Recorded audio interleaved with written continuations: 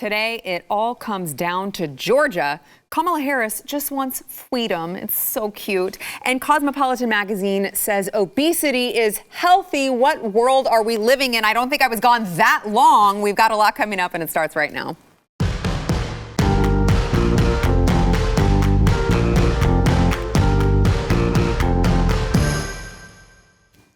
Welcome to the news and why it matters. I am Sarah Gonzalez. I feel like I should be saying welcome to myself. Welcome back, me, because I'm back in action and could not have happened sooner. Happy to be back with you guys and very happy to be joined by my good friends, Eric July, BlazeTV contributor, and Jaco Booyens, host of the Jaco Booyens Show. Good to see you guys. And can I say the crowd goes wild because the quarterback is back, baby. Yeah. I have to say, and I do have a couple baby pictures for those of you who have been asking, but I have to say really quickly, it's been really hard to be gone. It's been a really hard time to be gone. You know, I was part of the election night coverage, and then I wasn't here, and there was so much that happened, like, Joe Biden rightfully winning the election because we don't want to get kicked off of YouTube. And, everything that's going on right now, the vaccine, which I don't know. Have you guys had the vaccine? I haven't seen it. I ain't taking it. No. Are you kidding me? You're not interested in growing a third arm? It's not even a chance. Or one out of my neck. Yeah. It's not even a chance. Not a chance that I'm taking it. No. Yes, the doctors heard that they would lose their lives if they came at me with a needle, so they haven't showed up. Well, they're very smart then. And so, yes, I am back from maternity leave and got a couple baby pictures for you guys. Our son, Stetson, was born September 26th. There he is at Christmas. And we had a party at New Year's. And by party, I mean he cried a lot. He screamed a lot. And I drank a lot of champagne to cover the crying. And he is 3 months old now. I can't believe that much time has passed, but it has, and that's what happens when you have kids. This kid is a handful. I got to tell you, he's gonna do crazy things someday because he is a handful. Never stops crying. Got a bunch of different issues going on. He's got the acid reflux. He's got some occipital condylates that are pinching his neck. That's causing all kinds of havoc in his body. So we are trying to get that figured out. And in the meantime, we are going a little bit crazy at home with the screaming. So we appreciate your prayers is what I'm trying to say. And into the news of the day, Georgia Senate runoff is, of course, today. I know it's no surprise to anyone listening. If you guys are keeping up with the news, it's no surprise to you guys. This is what everyone has been talking about now. The latest is that we may not know. I feel like we've heard this before. We may not know tonight who wins. But of course, this is the battle for the Senate. It could be deja vu in Georgia as the state is holding the twin Senate runoff elections. It could determine if the Republicans keep their majority in the chamber or if Democrats will control both houses of Congress, plus, of course, the presidency, which is very, very terrifying. Now, Eric, what are your thoughts on what is going on in Georgia? I know, of course, as of the time of this taping, we've seen that there is a very heavy turnout in the state. And now, which way that's going to shake out, we don't know. But of course, they still do have the Dominion voting machines, for those of you who are curious. So what are your thoughts on that? Was going to be the first thing that I brought up, because I know a lot of people were looking forward to this whole, we're voting on it. We're doing this all over again. But if you actually believe that there's something wrong with the process, I don't know if you're going to get anywhere if it's essentially the same thing. Right. So I don't want people that are in those areas or just paying attention to the election to get so caught up in that, because the reality of the situation is, like you mentioned, they're still using the same machine. So you may run into the same problem. You may not, which is the more interesting thing, I guess, for me, considering what's happening tomorrow. Are we going to, I know a lot of people have been talking about it. We talked about it on the show before. It's like, okay, are they going to continue to, stay in those areas? Are there early voters, enough early voters that are going to turn around and vote red and then go to D.C.? How is that going to work out? But a lot of people have been encouraged to vote. So it's an interesting thing. Now, as far as it comes to the actual turnout, look, of course, I think it's a worst case scenario if Democrats control essentially everything. Not mainly because of what everybody else is saying. I think the best case scenario to me is that if they are clashing, right? If there is enough of one side, one controls the House, one controls the Senate, one controls the presidency, as opposed to sweeping on three. People talk about the do nothing Congress. To me, I like that type of stuff because the more they do, the worse it seems to get. So if they can get out there and become some sort of deadlock, I'm completely up for that. So that's more so what I fear and why I fear it in the event that, let's say, the Democrats do end up sweeping and now they have everything. Yeah. This is a case where I think the whiplash from November 3rd, I think, and I hope light will just drain darkness in just absolute insane turnout in vote, to where red is just saying, by hook or crook, you're not stealing it again. We're just going to flood you with so many votes, hopefully. Now, Don Jr. tweeted out, who wants to put bets on Vegas that the lights go off? middle of the night again, and look, it's the same machine, it's the same people, it's the same system, corrupt judges, all this. So the only answer for me is just turn out. That's a good point. Well, turn out. Right, but I mean, you could understand feeling defeated if you're a Georgia voter and you're like, okay, you're telling me to show up, but why? Because if my vote is just going to get turned by the machine, I mean, if that's what you think, why show up? Yes, but my cry to Georgia is, you're at bat. You got to swing. Yeah. Don't think they're going to walk you. You got to freaking swing for the fences. I hear you, Sarah, but we got to fight because of what's at stake. We haven't been here. I mean, we're going to talk about this later. This is unprecedented times. The interesting thing is the Georgia runoff so close to Wednesday, and just how does it play? Because it's human beings. Mike Pence is a human being. It's human beings doing things, and we'll talk later. Just get out, vote, fight like heck. I'm just a guy that says, listen, you go to the 11th hour, the 59th minute, and the 59th second, and you keep swinging punches. You just can't. I mean, you bring up a good point, because that's what we kind of talked about on the election, is like, the closer it is, the worse it is, because it's like the closer it is, the more that one side can, well, not one side, the Democrats can seem to, can we even say that? They can maybe make it funky enough for them to come out on top. Let's just say that. Whereas maybe that is the solution to that, is that, and I guess that's the worst case, or the best case, scenario, where it lights a fire up under everybody that's there, and then they just come out in full force and just overwhelm them in the sense that, okay, if you do change it now, then for sure it's not going to be up for question that you guys did something funky. Like, I'm thinking, if they can't announce it tomorrow night, right? It only puts more fuel on the fire as to this being foul play in November. Why can't you announce it? Oh, it's the same system, so there must be fraud. You see what I'm saying? So it's just the outcry, and then again, it's going to come up to some people to make some real decisions on Wednesday.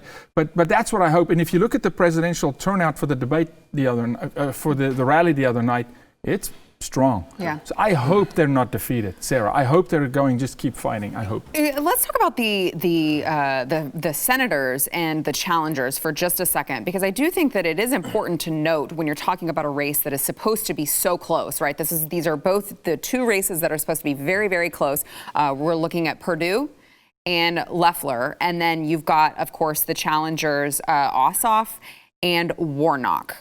Now, Ossoff kind of reminds me of like a Beto. He's just kind of a neutered guy who's just going to, go along and do his little tactics.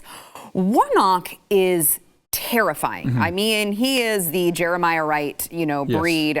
He is terrifying. Why is this so close in Georgia? In Georgia. It goes to show where, like, culturally things have changed. And to be honest, I mean, not to deviate too far from the point, I think it all starts with this public education system and a lot of low information people that are supporting their own destruction. I think that's what it ultimately boils down to. And it seems crazy for something like that to happen there, but that's honestly where we're at. I think people need to understand how deep this actually is. I think oftentimes we look surface level when we look at the politicians and we look at the government officials or the people that are running for office, and then we look at the votes and then we say, how could that possibly have happened? I think what you're looking at, unfortunately, is the surface, and you're not looking at what got us to this point. look, I always say that politics, that's on the downstream. The culture is first. Yes. Culture, then politics. And that's all the politics are, is just being representative of. It's the lagging indicator of culture. And we've seen when these guys have had control over as much as they've had control of. You talk about Georgia. What's in the Georgia, Atlanta? We talk about entertainment and how they have that just so. They're in so much control of that, and they have control over the youth because of that. So these young, low information voters, they're just going to vote blue just because that's what they're told to do. And this is where I've said for a long time, the libertarians and conservatives have been utterly failing in this regards. And I think now what we're starting to see is it coming into fruition. And this is why I got so frustrated. I'll end on this note, but I got so frustrated when the public education system, for the first time probably in the recent history, we had an opportunity to take the biggest a chop to it as we possibly could. And unfortunately, I saw too many conservatives advocating for getting kids put back in that system when it should have been like, okay, how do we get the money to follow the parents?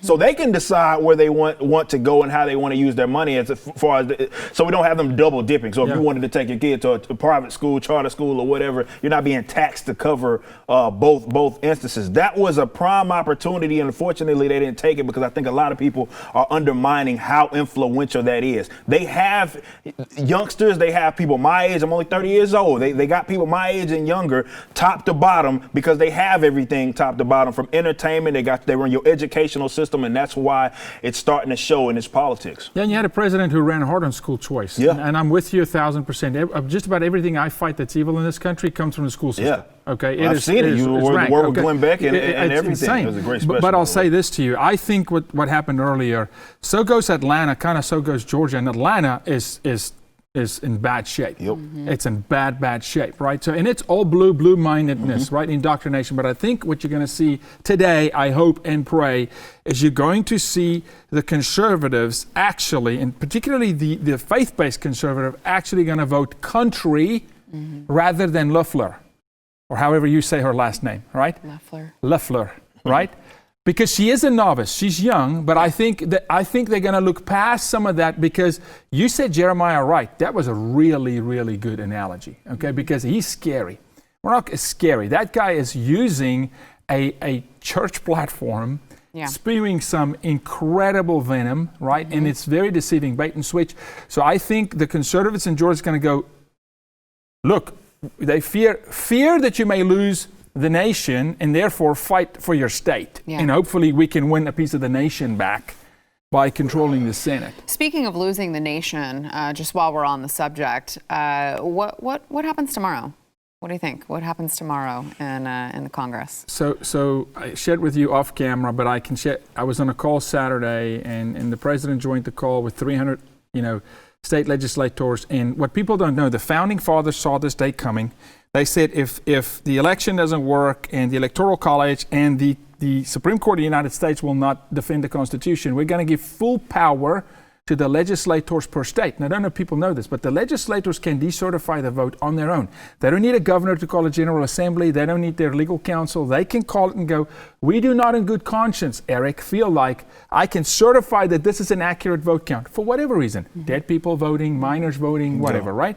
Just give us 10 days.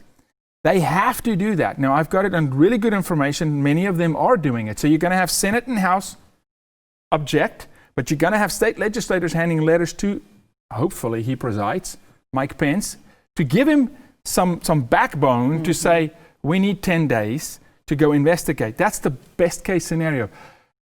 The Senate is going to object, Marsha Blackburn, Cruz. The House is, but I know for a fact, I've got a count on how many letters are going to Mike Pence, real letters from legislators in Pennsylvania, Georgia, Michigan, etc., and Arizona, that's saying, Vice President Pence, we do not feel good about the vote. We need time. Now, what he's going to do with it, we'll see.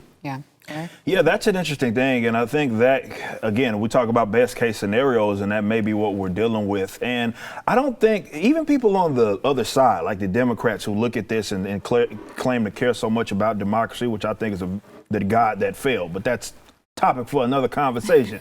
Nonetheless, I don't think that's an irrational thing to ask. And I think even they should want that. If you look at it, if anything is under question, and you talk about like an audit 10 days, like what? Like how can you object to that? I don't see how anybody, unless you rob the bank. Bingo. And you don't want a search warrant. There you go. Unless you were up to no good. That can be the only way that you could be in opposition. Because if you're confident that it was done legitimately, there should be absolutely nothing to be scared of. Definitely when you consider this year was unique. So why wouldn't there be some sort of audit? Because it was unlike really anything that we did with the mail-in voting and all of this sort of, it was a complete change of the process. So why wouldn't there be some sort of audit to comfort not just voters that are voting red, but even voters that are born independent or blue? Just get it right. Yeah. So, well, maybe that might have something to do with, the people who blocked the Republicans from going to go watch the votes. You're talking about why would you do that if you didn't have anything to hide? Nothing to see there, though. Joe Biden definitely won the election, fair and square. Voter fraud is a myth, you guys, okay? Because we want this to stay up on YouTube, so I'm just going to go ahead and tell you Joe Biden definitely won fair and square. All right, before we go to break, want to thank our sponsor. This segment Keeps. If you have noticed, maybe your hair, you're looking in the mirror and you're like, oh, I think my hair used to be a little more full than that. All right, I get it. Losing your hair, it's not fun. It's kind of embarrassing for guys, which I don't know why, because it just is what it is. It's your genes. You're not doing anything wrong. But let's talk about your solutions, your options. All right, you can go to a doctor for a hair loss treatment prescription, but who are we kidding? You guys, you men out there are not going to go to the doctor. You're not going to go to the pharmacy. You guys don't do that when you're like on your deathbed. You're like, I'm not going to go to the doctor. I'm just going to complain from the comfort of my own bed. Well, now you can try Keeps from the comfort of your own bed or couch or wherever you are. You will get the same doctor-recommended, FDA-approved hair loss treatment, but Keeps will give you the generic version, so you're going to save a ton of money, and it's all online. So you're going to answer a couple questions, take a couple pictures of your hair, and a licensed doctor is going to review it, send you the right hair loss treatment directly to your door. It's great for those of us who are really lazy, but also great for those of us who are too busy to make it to the doctor and then also to the pharmacy on top of that. We've got a great deal for you. You can go to keeps.com. That's KEEPS.com/Y. That's WHY for 50% off your first order. That is keeps.com/Y. Keeps.com/Y. Back in just a minute. Kamala Harris, being the very genuine person that she is, well, it turns out evidence emerged late yesterday that she did a boo-boo. She actually plagiarized a story that she told Elle magazine about demanding civil rights. So this time, Kamala was not smoking weed listening to Tupac, but she actually, it says in Elle, she laughs from her gut the way you would with a family. Which is weird because I don't think she laughs the way anyone would with any family or friends. She laughs like a psychopath. She laughs like the Joker. She laughs. Yeah, she laughs like there is something wrong with her and she needs medication. But it says, as she remembers being wheeled through an Oakland, California civil rights march in a stroller with no straps with her parents and her uncle. At some point, she fell from the stroller, and the adults, caught up in the rapture of the protest, just kept on marching. By the time they noticed little Kamala was gone and doubled back, she was understandably upset. My mother tells the story about how I'm fussing, and she's like, baby, what do you want? What do you need? And I just looked at her and said, fweedom.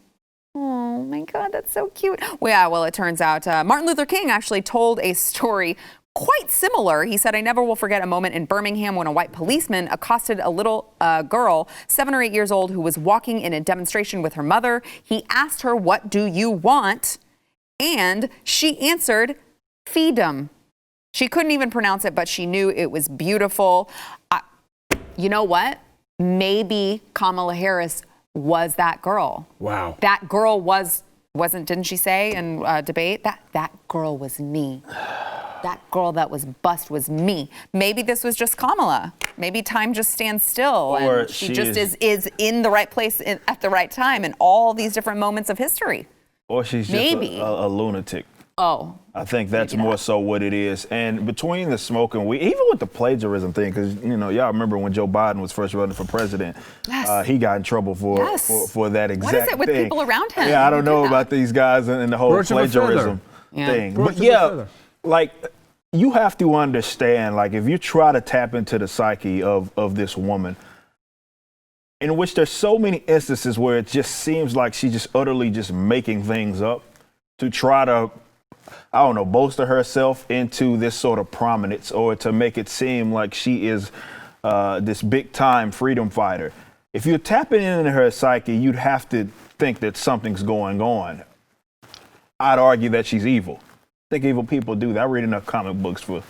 I already know how this works out. I already know the drill when you couple her laugh and this constant just making stuff up, pulling it directly out of her behind. And when it comes to the plagiarism thing, like, it's just unbelievable to me that people actually supported this nonsense, supported her, and now she's about to seemingly be the vice president of the United States. Come on, Eric. Can we just say president? Well, that's true.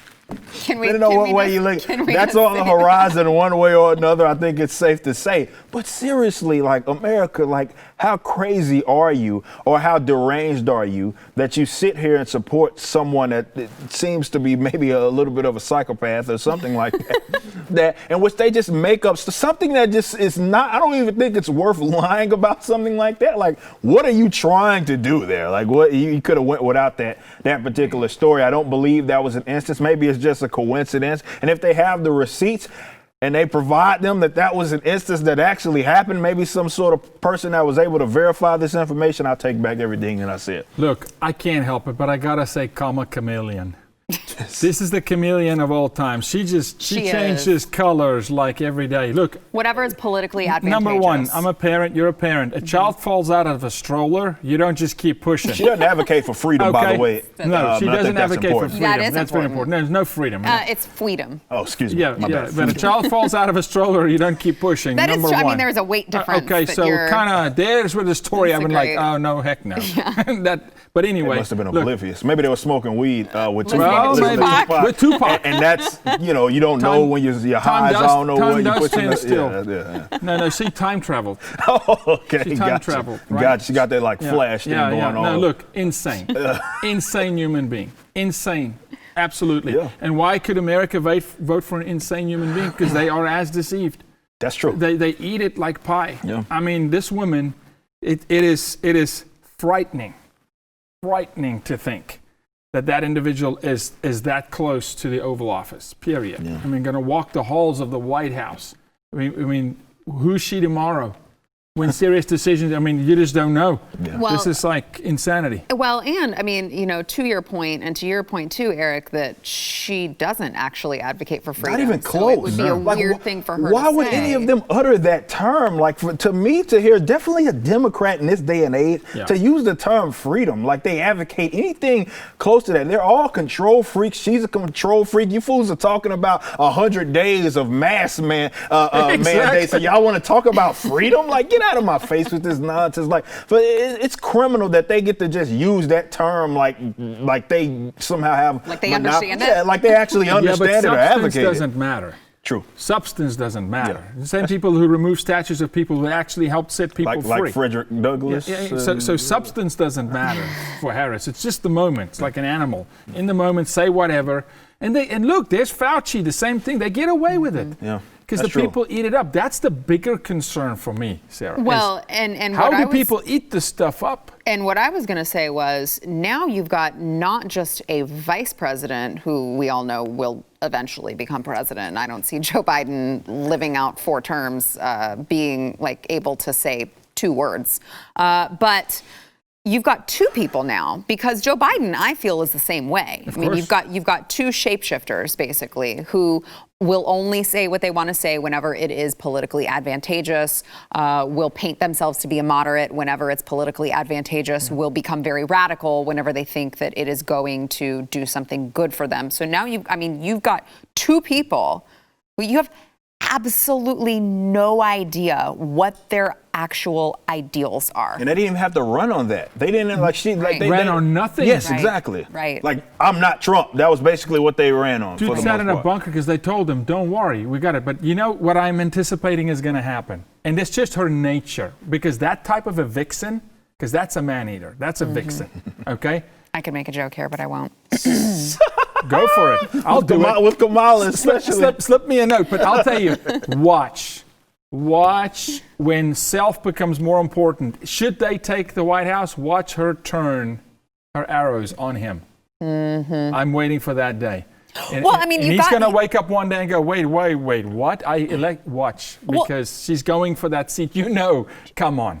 You know she's going for that seat. Before she became the vice president contender, she was out there saying that his sexual harassment accuser should be believed. Sure did. And that all of a sudden just went out the window. I don't even remember like a prominent like media within the mainstream that even addressed that. But Asked remember, her about it. Biden is a means to an end for Harris. Yeah. She had to support Biden because he was her ticket there. Yes. And now, watch, she's going to go.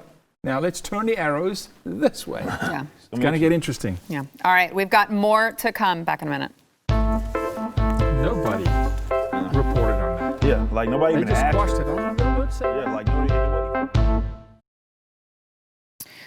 Cosmopolitan magazine is facing giant backlash after they released their latest. There's multiple covers on this, all right? So they've got a couple different covers prominently featuring obese women with the tagline, "This is healthy." Now, this is one of the covers, but one of them features the lady in the back in the blue. And then there's another one of an African-American woman doing a yoga pose who does appear to be she's morbidly obese. She doesn't appear to be morbidly obese. You can tell. Just saying, which, again, I think that there's a difference. I think we need to be very clear here. There is a difference between fat shaming and saying that something is not true. Right? Yeah. Like, I don't really care if this woman is overweight. I don't care. But there's still truth. But you can't say this is healthy, right? Wow. Which is what Cosmopolitan is saying. So they're receiving giant backlash over that, which is, I don't know, maybe because we're in the middle of a pandemic for a virus that apparently you are more susceptible, you are more vulnerable if you are obese. What the science said. That's what the experts told me. The what? I'm sorry, the what? The science, trademark. Yeah, that used to be a thing. Yeah, it used to be. Yeah, it used to be a thing. They want it to be when it's fitting for them. Right. So there are 10 million different genders. Yeah. Obesity True is that. healthy, Yeah. and so on and so forth. But yes, the article interviews several women who have become advocates for body positivity, and body shaming is out. And calling obesity healthy is in. By the way, shameless promotion. Make sure to go to my Instagram page, Sarah Gonzalez TX. I did do a video on this particular subject. But Eric, what are your thoughts? The body positivity movement to me is one of the most criminal kind of movements that exists right now, because what you are doing is preaching that people be self-destructive. It is not a thing to play with when you talk about the various amounts of heart disease, even stuff like cancers, where you are more susceptible to die from it. I believe the American Cancer Association said almost 20% of cancer deaths can be attributed to poor nutrition, obesity, and things of that nature. Basically things that you are consuming. So for people to turn this movement into basically you can't say anything negative about my bad behavior. That's what's so criminal to me, because again, they're teaching self-destructive policies. This is not a joke that we're dealing with. These people and people that generally have these sorts of issues are dealing, or that are obese or overweight, they're dealing with other issues. The thing that I seem to notice, though, which is, I guess, hilarious, depending on how you want to put it, is how this movement seems to go hand in hand with the movement that advocates for, free healthcare. Right. Ain't that something else? Yeah, free healthcare. That basically what they want is for everybody else to subsidize that bad behavior, because it's not like they're talking about mandatory exercising or something like that to couple that with this. They'd rather be a burden on the healthcare system, and they want everybody else to sit there and pay for it. Right, which means it is my business. Yes, if you'd like me to pay for it, it is my business. Bingo, it absolutely is your business. And that's the problem. 100%. That's the problem with this whole entire movement. And I think it kind of fosters everything that's going on with culture right now, where being in shape, eating right, that stuff takes discipline. And what is this new culture kind of ushering in? People that have absolutely no discipline, and what you do have discipline, it's almost seen as a bad thing.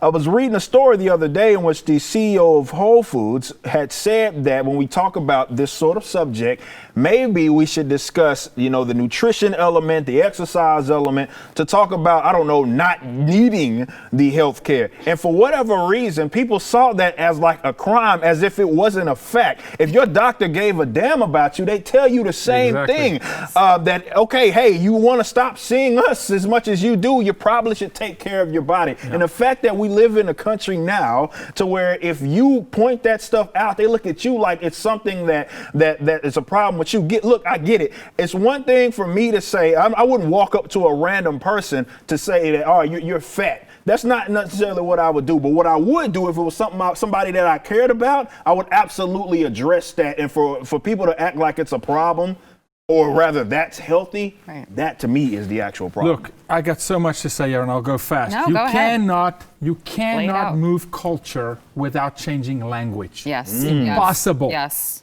See this for what it is. You can't. Kamala Harris. Yes. It's not prostitution, it's sex work. This is healthy. If the statement says this is beautiful, no problem. People are beautiful. That's innate. This is healthy is a bold-faced lie. It fits all the narratives. Eric, you just nailed it. The healthcare narrative, but also, may I say this, right? How many cases, and this is a fact, were diagnosed as COVID deaths, but it was COPD. It was lung disease. It was pneumonia. Oh, by the way, obesity leads to easier pneumonia, more susceptibility to the COVID, flu, whatever it is. Or maybe that's the play. Maybe the play is, well, where's all the deaths going to come from to make COVID so impactful? Because there's no deaths. I had a family member that unfortunately passed away in 2020 and was a long-time COPD sufferer who had contracted COVID but died from COPD. This plays all those narratives. Free healthcare, but the hypocrisy, to your point, okay, but we got to pay for it? Right. So if I got to pay for your health care, then I want you to be really healthy. Then you better be healthy. And if I care about a family member, Mr. July, I want that family member to live as long as possible. Absolutely. Which, and can we also address the collateral damage? People who are obese are depressed. That's why it's called morbidly obese. They get morbid. They can't move around. Accessibility is difficult, right? There's internal shame. You could put it on Cosmo all you want. When that girl goes to bed at night, she judges herself. And I don't want her to. And I'm not fat shaming. I'm just telling you to tell people, let's change the language. This is healthy. I guess Twinkie sales are going to go through the roof, right? All of a sudden, this is healthy? Nonsense. Utter nonsense. Well, and it is interesting, too. I'm supposed to wear a mask for everyone else's health, but they're not supposed to take care of their own bodies. It's just the most frustrating thing for me to go into Walmart. Just be responsible for yourself. Go into Walmart and you see someone with a mask about as big as I don't know what, but because they can't move, right? But and they're sitting there riding on one of those carts. It's like, dude, you have, even when it comes to COVID, like you be dealing with that. Why do you think that we hear all these athletes contracting it and they have, I don't know, no symptoms or anything? They have to sit out because basically the league is telling them to. Why do you think that they are dealing with it in a way that they are? For us to not tie actual health to that is what's so frustrating. And the fact that people are just making narratives up, pulling that, it's not healthy and it shouldn't be a crime to say that. You know what I'm going to do? I'm going to challenge the left. This is a challenge to the left. Bring your doctors, bring all the hypocrites out. Line up the doctors that will put their medical profession on the line to come say this is healthy. I would love to hear that. Line them up. Come, bring them. Line them. Bring the science, Fauci. Cosmo, bring the science. We'll at least know who not to go to for our annual checkup. All right. We've got more to come back in a minute. Hey, Eric, your cholesterol's too low, buddy. Yeah. Get it up. Right? No, exactly. Clog those arteries. It's like, man, dude, like.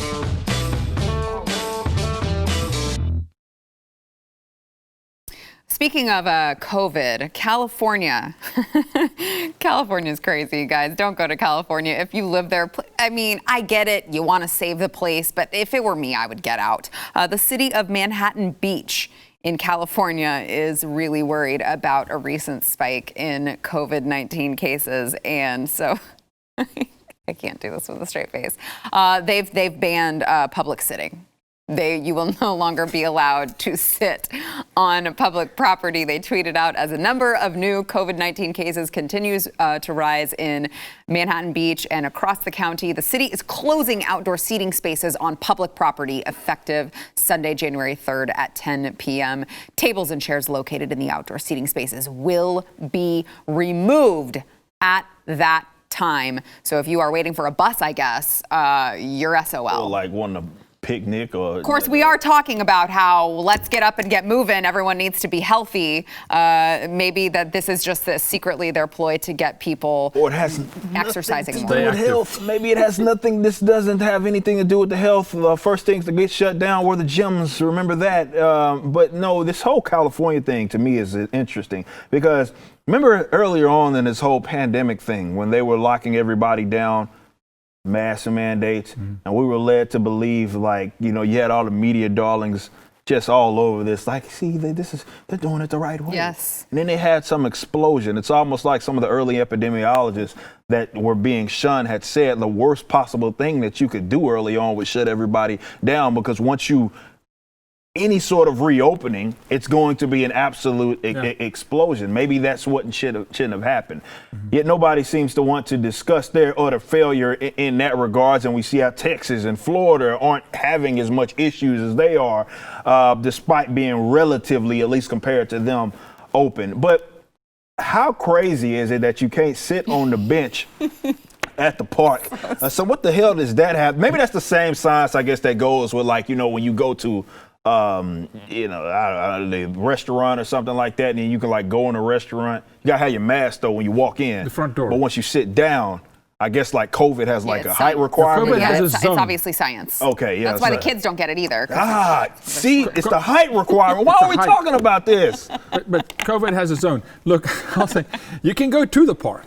You can walk through the park, sit down. but you cannot better not sit down. Do not sit down. You can't. So which one is it? I thought it was like the height. I thought it couldn't go over people's heads. Look. And that's why when you sit down, you can have it all. I'll say this. All this outbreak nonsense, I still just go back. I'm a broken record. What is the death rate? Okay? Outbreak, don't care. Doesn't even matter. Get over it. Build the immunity against it. Yeah. It doesn't matter. It matters not. And when will America, for crying out loud, just go, hey, people are not falling over. Our benches are open in Texas, and I'm not seeing anybody sitting on a bench just croaking. Yeah. You know, I'm not. You know, sit on the bench is like COVID. Just croaking. And they kind of sit. They get up. They walk around. You Californians are crazy because you got an sign the petition to remove your governor. Yeah. Do it quickly. You need 1.5 million votes. Our benches are open. However, we still do have that stupid mask mandate. And by the way, there have been no updates on what are we looking for, right? What number do we need to hit so that this can go away? Nothing. Nothing. Just a word, and this is why I think this is more about a test of obedience. Speaking of the mask, you heard about the Boston University basketball team. Yes. Well, they're gonna get some people killed. We'll tell everyone. Athlete. Yeah. So, for those that don't know, Boston University's basketball team is requiring their entire team to wear masks. And then, if you are an opponent, if you go there, I guess, to their home floor, you're going to be required to wear a mask. 5v5 hooping. Now, if I'm not mistaken, the CDC and the WHO once said definitely early on in the pandemic, that's like the worst thing you could do is if you're doing some sort of strenuous activity to then be covering your face. And now they're going to have athletes who, again, if they catch it, so what? What's the worst that could happen? They may get a cough for a day and then they'll be right back at it fine, as most people that age are. This seems to be more about obedience training. I hate to be a conspiracy theorist about that. It's not a conspiracy, Eric. You can't control people. And again, we'll go back. have the people as fat as possible. They can't move, they can't resist, they become literal just subordinates in society. This mask whole thing is a social experiment. It's about how far can you drive them? Pretty dang far, right? Let me tell you something. The NFL did a test early in the season. They're like, no, J.J. Watt was the first one to come out and go, you go wear a mask, running a 40-yard sprint. Suck you not, trust me, it was my career, I know, okay? Yeah. You're struggling even if you're in top shape, okay? There's no way, man. Yeah, you can imagine me being in college and they talk about CO2 poisoning? Yeah. You want to talk about like... And you're breathing all that in, you're sweating on your face. I can imagine being in college right now when I run a 200 or whatever, and they're like 4x4, and they're like, yeah, go cover your face as I'm sitting here coming around the curve. Wait till the first kid falls on the court. That's what, and that's unfortunately what I don't want to happen. But I think that's what's going to end up having to happen for them to realize maybe we are crazy as hell. Is someone going to have to fall the hell over? Yeah, but it makes you ask, what's more important to you, your students or your rhetoric? Obviously not the student. True. Yeah, well, it's not the students, but we've known that for a very long time. But I think, Eric, to your point, I think that is what we're going to have to see. And I don't want to see that I don't want to say that I want to see someone get hurt. Yeah. But if that's what it takes for someone to pass out, right? Not like die or get, disabled, but just something to happen in the moment that leads to some sort of a lawsuit, that these places are put on notice that masks are not safe for everyone. You can't just strap something against your face all day and expect there to be no negative health consequences. If that's what it takes for these lawsuits to happen, so that these employers, these schools, wherever, are put on notice that you can't just require people to cover their faces all day, then I think that's something good to come out of it. Sarah, you're making such a good point, and I'll tell you, I've been through this. They have no idea what is physiologically going on inside that athlete. Don't just think because someone is a top-level athlete that they don't have other underlying issues, that now when you strap a mask on them, this athlete... We had a guy literally hyperventilate on an airplane, on an American Airlines airplane. I stood up with other guys and revived the guy. Within 4 minutes of taking the mask off, guy sits up fine. He's fine. Oh, I know. I'm so tired of hearing masks don't hurt you. It's so easy to just put a mask on. The science doesn't even say that. Like, the science up until then didn't even agree with that. So where are they coming up with these narratives like it's just a mask? There's absolutely no sort of consequence to wearing it. It's the same doctors. Exercising? It's the same doctors who are coming out and supporting Cosmo for saying obesity is healthy. Yeah. It's those same doctors. Just lying. Yes. At this point, it's about more so, like you mentioned, rhetoric and actually agenda than it is about actual health or science. Yes, exactly. All right, back in a minute. And you make a point. A kid is going to get hurt. I don't want to see that either. I know. All right, today's poll, do you think the election, yesterday's poll, do you think the election is over? 67% almost of you said no. 33% of you said yes. That's a lot. That's a large number of people who don't think the election is over on January 4th, 5th, whatever the hell day it is. Today's poll, who will win in the Georgia runoff election tonight? Both the Democrats, both the Republicans, and then you've got a couple different combinations there you can pick.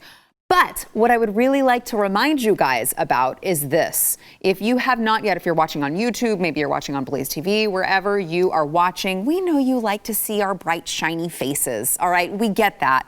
But do us a favor. Do me a personal favor. All right, I've been gone a long time, and I come back, and I saw some people. I think that they misunderstood what was going on here. Some of the things that people were saying, and they gave us 1-star reviews on our podcast. All right, so I need you guys to go and give us a 5-star review.